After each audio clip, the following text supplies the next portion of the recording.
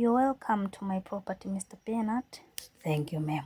I heard that you have 18 properties. Oh yes, it's true. This is one of my property that consists of 76 units. It's only for office use. Many people are renting it out as we are doing it today. You see, going down there, if you look at your left, that's where your office is. Tell me if you need some changes before you start occupying it. It's a big office with big kitchen and bathrooms are there. Oh, thank you, ma'am.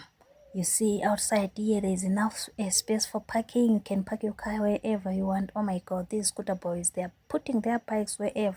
That's my car. Oh my God, a smart car. Oh yes, I don't use my fingers to open the doors. I'm using my remote. Don't mind these scooter boys. I'm sure they came to deliver.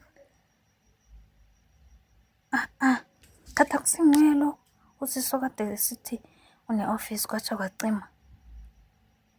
Mina nguwena nje kade nguye lo muntu ha nale scooter kade sithi scooter boy nansi musulaso la mina hayi mina mina yo ngiyanisukela mina vela nginaso nescooter musi wena usigibelele mina ngirent kwa scooter ngenzeni anginaso vele lapha ngiya test drive kuphela ngicela ukugibela yabona nani ngigqoka amateka ngigqoka ngasafi shoes akuvunyelwa umusi wena uzogqoka ne jacket la khona ngithola phezulu khona apha ngiyasigqokela namuthi ngitest ukuthi bike linjani ukwazi nokuyigibela nguye lo muntu kusho beqhamba manje sigqoke nama high heels nama office clothes kade maybe nalo mina hayi lithi ngithi ngine office belinjani office la khona maybe into ezoyenzeka in future sure nabo sis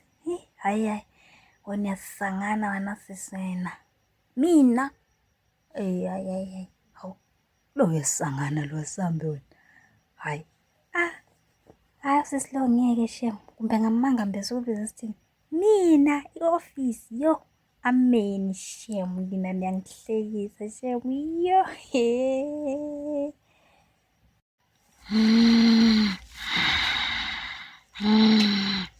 vuka wena ulelepe lale mina hayi wena mani umvuselani yasazi iphupho leli ikuphi office